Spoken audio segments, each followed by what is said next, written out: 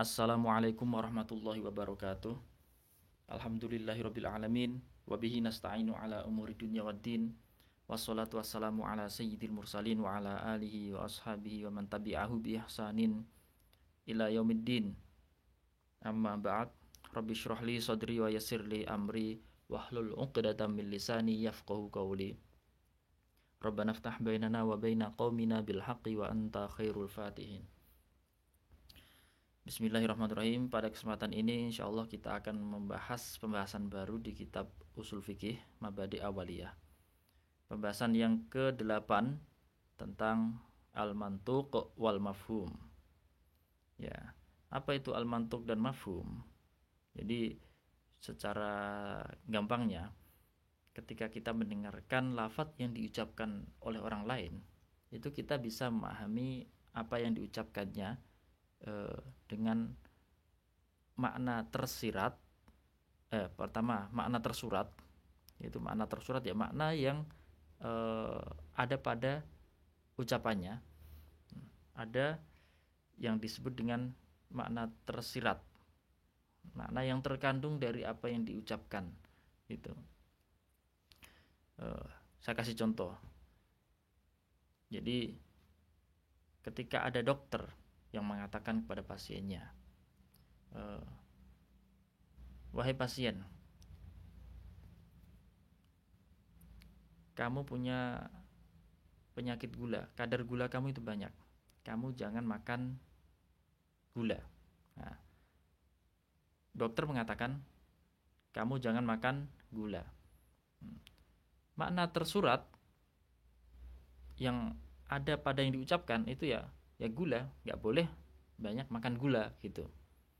Tapi kalau makna tersiratnya itu sebagaimana dia tidak boleh makan gula, makna tersiratnya dia juga nggak boleh makan manisan, nggak boleh makan makanan yang mengandung kadar gula tinggi gitu, nggak boleh.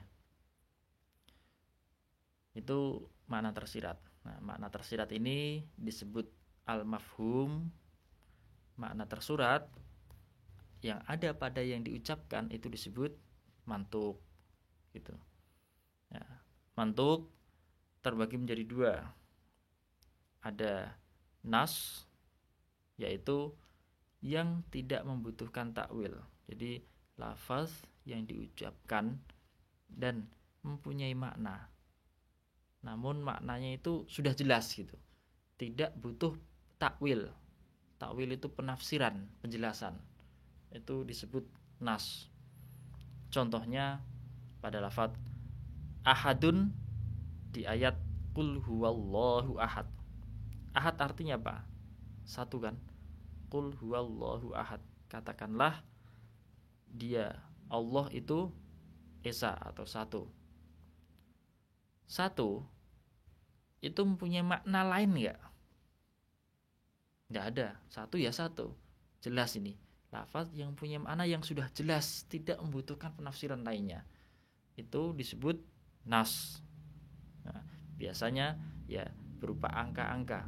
Lafaz-lafaz yang menunjukkan angka, yang menunjukkan hitungan itu sudah jelas.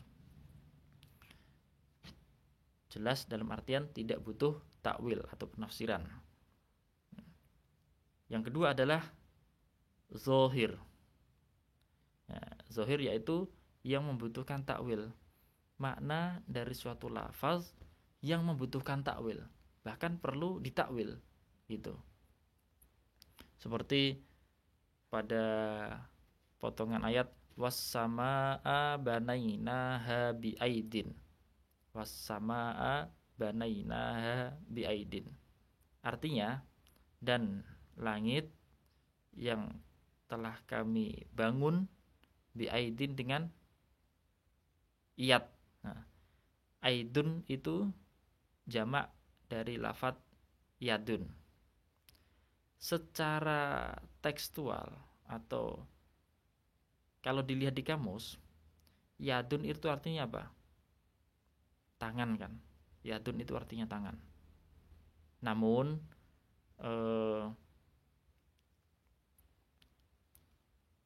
kita tidak boleh mengartikan yadun dengan tangan, karena Allah Subhanahu wa taala itu tidak seperti makhluk. Coba saya artikan lagi. Was-samaa'a banainaha bi'aidin, dan langit yang telah kami bangun dengan yad. Allah masa membangun dengan tangan gitu. Yadun makna zohirnya, makna yang tampak. Zohir itu artinya tampak. Makna yang tampak ketika dilihat di kamus itu artinya adalah tangan. Namun kita mengartikan ahli sunnah wal jamaah menakwili, menakwili lafadz yadun dengan kuwah atau kekuatan, dengan kekuasaan gitu. Jadi makna zohir dari lafadz yadun adalah tangan, namun kita tidak mengartikannya dengan tangan tapi dengan kekuasaan atau al-quwah. Nah, ini pembagian dari mantuk. Selanjutnya al-mafhum. Nah, mafhum adalah makna yang tersirat tadi, itu terbagi menjadi dua.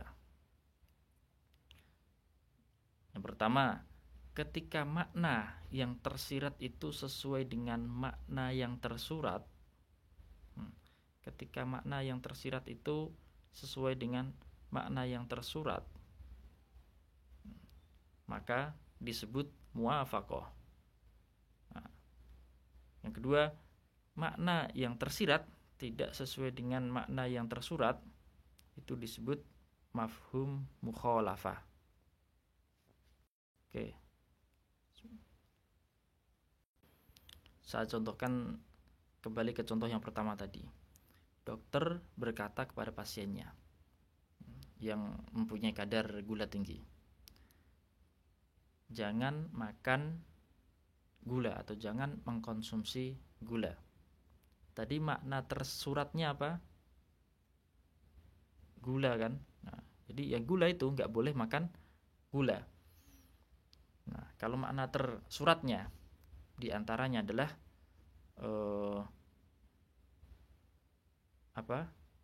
manisan, diantaranya lagi adalah pokoknya makan makanan yang kadar gulanya tinggi gitu. Nah,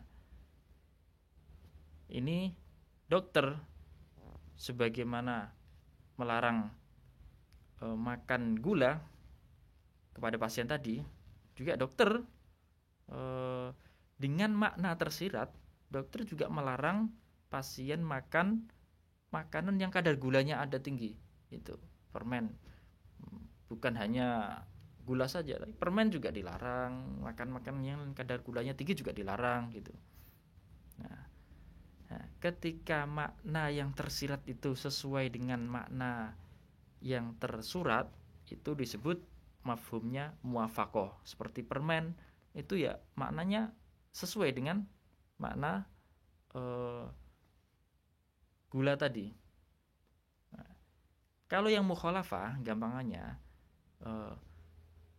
tadi kan dokter mengatakan jangan makan gula. Nah, kalau mafhum mukhalafah, makna tersirat tapi yang tidak sesuai dengan yang tersurat, itu contohnya berarti boleh makan makanan selain yang ada kandungannya gula. Makan nasi, makan sayur-sayuran, makan yang asin-asin, yang nggak ada kadar gulanya, itu nggak apa-apa. Makna tersirat yang tidak sesuai dengan makna tersurat. Dalam contoh tadi berarti contoh mafhum muwafaqah itu makan permen, itu makna yang tersirat sama dengan makna yang tersurat atau mantuk.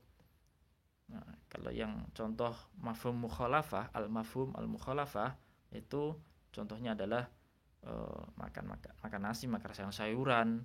Nah, itu makna yang tersirat berbeda dengan apa yang diucapkan dokter. Namun ini masih dalam maksud dari yang diucapkan dokter gitu. Oke. Mafhum muwafaqah itu terbagi menjadi dua. Ada yang disebut dengan fahwal khitab, ada yang disebut dengan lahnal khitab. Mafhum yang fahwal khitab itu ketika hukumnya lebih berat. Mafhum yang fahwal khitab itu ketika hukumnya lebih berat. Kalau lahnal khitab hukumnya sama. Nah, saya kasih contoh lagi dari ayat yang ada di Al-Quran. Di Al-Quran Allah SWT mengatakan, fala taqul lahuma uffin. Jangan berkata kepada orang tua. Jangan kepada Nah, itu gitu. Lafaz yang artinya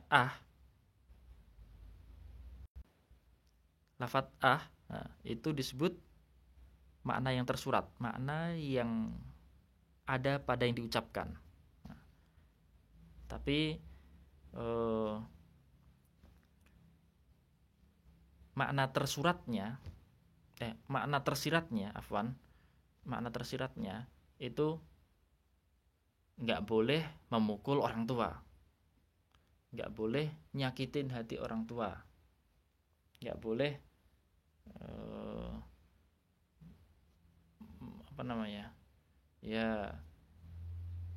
melukai orang tua gitu. Jadi makna ini makna yang hukumnya itu lebih berat daripada apa yang tersirat, itu disebut fahwal khitab. Nah, kalau yang lahnal khitab saya kasih contoh, misal di dalam Al-Quran ada larangan memakan hartanya anak yatim. Memakan hartanya anak yatim. Itu bukan berarti kamu boleh menjual hartanya anak yatim, nggak boleh. Kamu membakar hartanya anak yatim, nggak boleh. Dan hukumnya sama ini, yang membakar, yang memakan, dan juga menjual harta anak yatim itu sama-sama membinasakan atau menghilangkan fungsi harta tersebut untuk anak yatim.